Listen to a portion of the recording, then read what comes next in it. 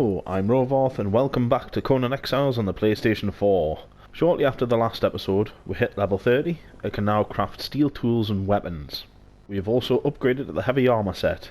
Now to make the armour itself, you need in total 153 leather, 99 iron bar and 26 leather. Now for thick leather, you can kill rhino and elephants in the savannah biome that can be skinned for thick leather. But for a solo player, at level 25 plus with iron weapons, the best source is to kill elk. It is not a very quick kill, but the elk's attack is easy to avoid. From each elk, I was able to skin 25 to 30 thick hide per kill. And don't forget to put the elk head in the tannery for that little bit extra thick leather too. Now with the added weight of this armour, it is advisable to modify this armour to reduce its weight through crafting and fitting an armour reduction kit. This is made using 10 plant fibre and 5 twine for each kit. To modify your armour, if equipped, move it back to your inventory using the square button, then highlight the reduction kit and press X to move it over the armour piece you want to mod, and press X again to fit the kit. If it has worked, the icon for the armour piece will have changed to a violet background. Crafting steel items for a solo player is when the grind begins to show. Having said that, it is not as severe as in games such as Ark Survival Evolved. To make the one-handed longsword, two-handed steel sword, pickaxe, hatchet and sickle, you need 110 steel bars. That means 550 iron bars, which is then 1100 ironstone. It sounds a lot, but wearing the light armour set, I was able to gather 998 ironstone from one run of the Black Hand camp at Lookout Point, shown in episode 2, and one of the 2 cave entrances to Death Whisper Ruins. We are also able to make the Sandstorm Breather Mask, which means if caught out in the open, you're no longer choked to death during a sandstorm. This requires 30 steel and a light helmet padding. By now, you may have captured thralls. Just to give you a quick overview of a thrall that is used for combat, such as an archer or a fighter, you can access their inventory with square. You can alter the weapons and armour as you want. Here, I gave this thrall a set of light armour. To dye the armour, it needs to be in your inventory though. The thrall next to the first tower there is fresh out of the Wheel of Pain and has basic cloth clothes, and being level 1 only has a bow, compared to the level 2 archer that came with a bow and a melee weapon. You can reposition the thrall by holding down the square button and selecting to move. Either choose circle to cancel or R1 to confirm their new position. The thrall can also be an impromptu bodyguard, and for this select follow. Just repeat the process to stop them from following.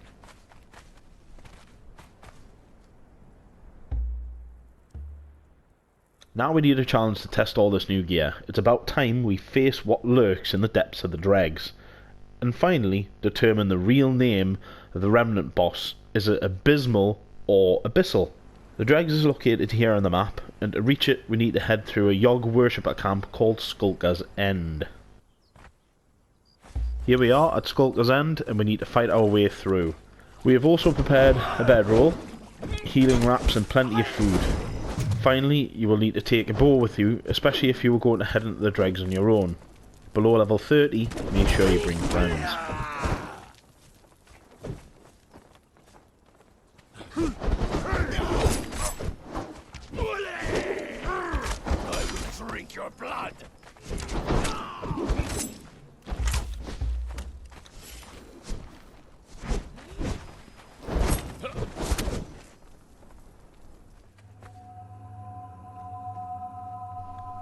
As you progress through Skulker's End, there is a point of interest here to be picked up, and that is Harlot's Journal number 3.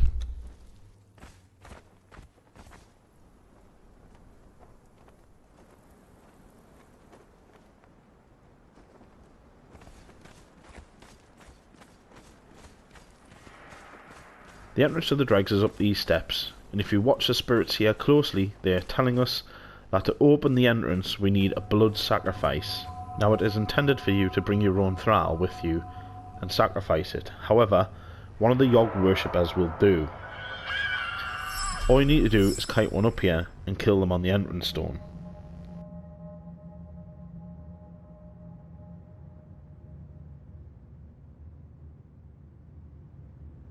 There is also a tablet to read. The tablet on the other side is just a carbon copy of this one.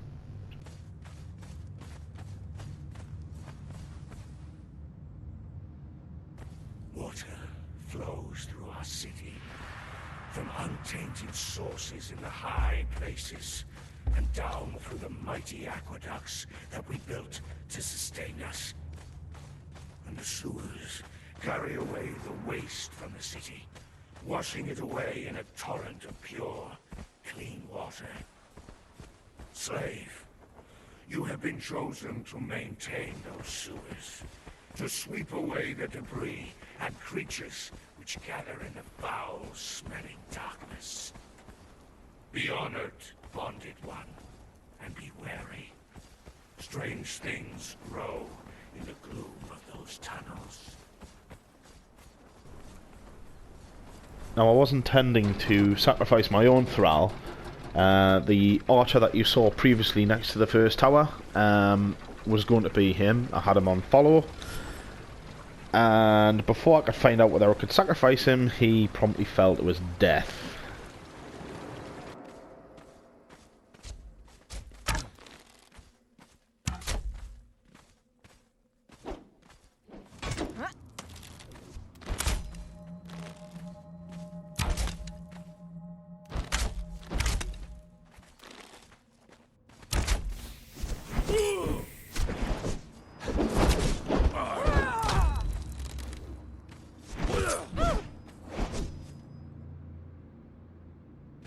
So, now the stone raise is up, and we are presented with a spiral staircase leading into the dungeon area.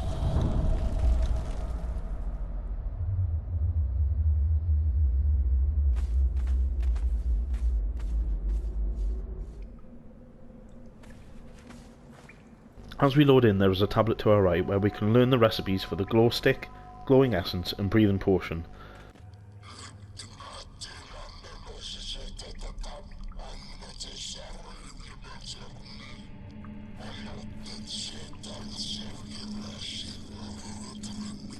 There's also the first of 4 adventurer journals to be found.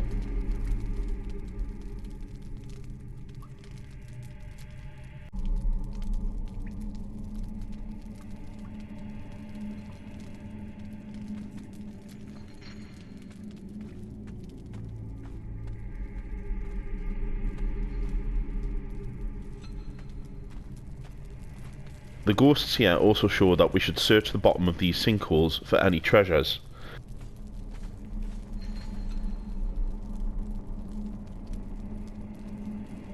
To be honest, the chests aren't really worth spending your time searching for, both underwater and in the rest of the dungeon, as they only contain basic grade materials and basic decor items such as wooden bowls and candles.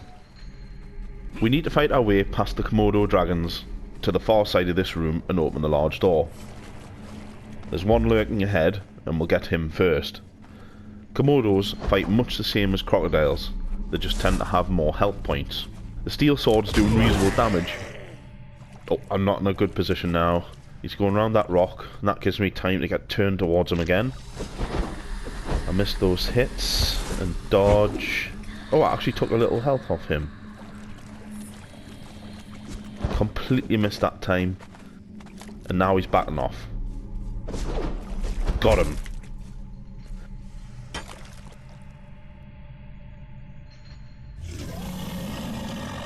Second one coming.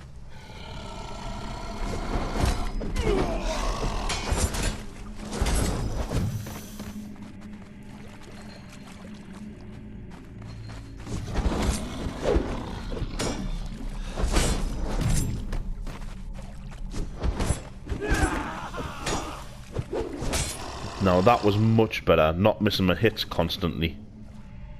When skinned, the Komodos drop reptile hide and fangs. Using the hatchet or pick, we'll also see feral flesh, bone and even ichor. As we head up the stairs, there's another ghostly reenactment, showing that you must pass through the large door ahead. That is done by simply pressing square. There is also, just near the door, the second adventurer's journal to be found.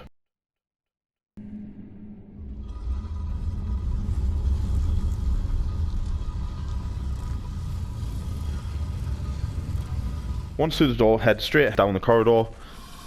Oh, we'll have a Komodo dragon here. We'll draw him out into the room.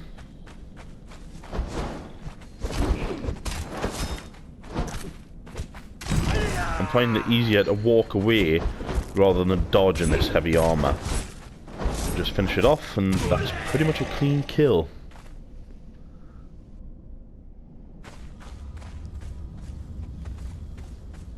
And the water level is rising. That doesn't seem right.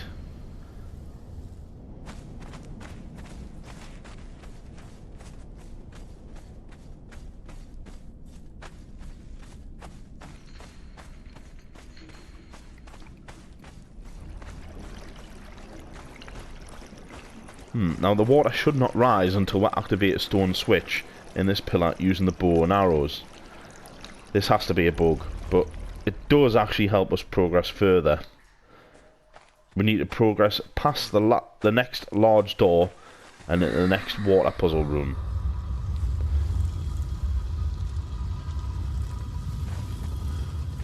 Continue straight on the path till you reach the 2 large water outlets.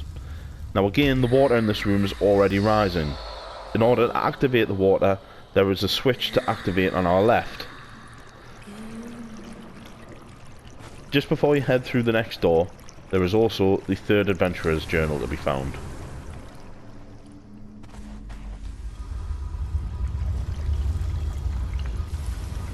In this next room, we need to activate 3 switches.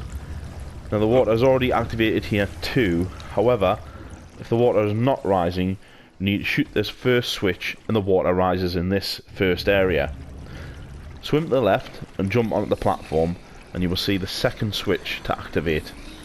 That will fill the water course directly in front of your position. Once this is done, we need to quickly activate a 3rd switch on the right side of the room, and this will fill the area closest to the far door. We need to do this quickly as the 3rd switch is on a timer and the water will not automatically rise and drain as with other switches.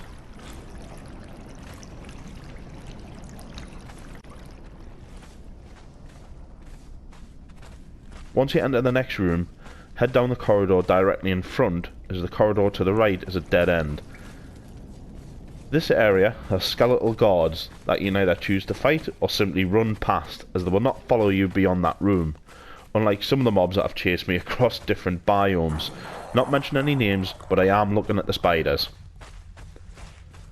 We have one final water area where once again the water has been activated. If not, swim to your left and up the stone ramp. Look to the far side of the room for the switch. It is best practice to hit it using a long range shot, as the switch is on a timer and will give you more time to access the ledge where the stairs have crumbled and fallen.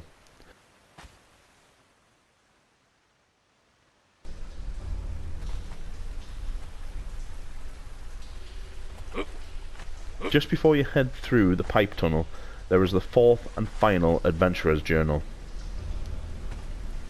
Once through the pipe, you're in the Remnant's lair. Head round and up the stairs.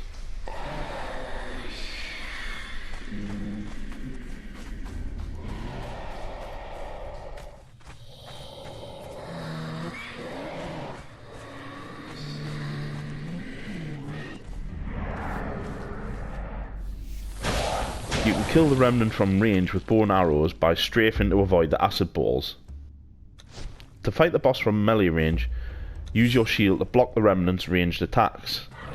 I'm using the iron shield and I was able to withstand both ranged and melee attacks from the boss. Position yourself close to the edge of the acid bath, and after a few moments the Remnant will submerge itself. At this point I start to move around the acid bath. The Remnant will lunge out of the bath towards you. By keeping moving, it is easy to avoid. Once it has landed, unleash a flurry of attacks until the Remnant returns into the acid. From here, we repeat the process. Force the boss to submerge, avoid its lunge attack, and counter each time until the creature is dead.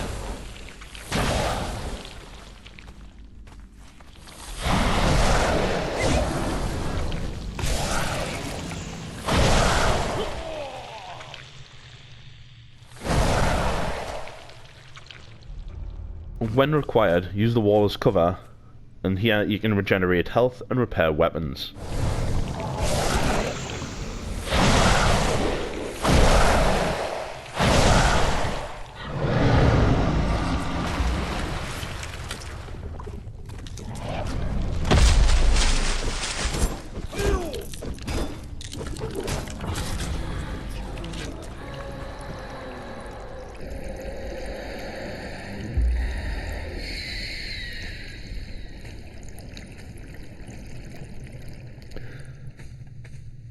The acid bath will drain and reveal a red coloured journal.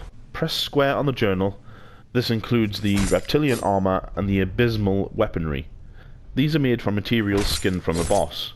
And since the game has been released, the boss also drops an item called the Staff of Triumvirate.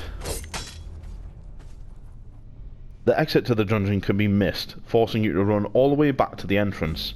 However, at the stairs here, there is a grated water outlet.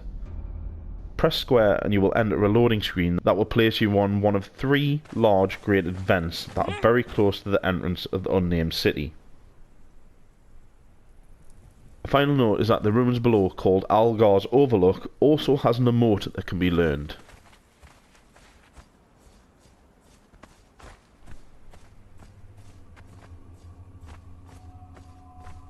The Khitan Dance.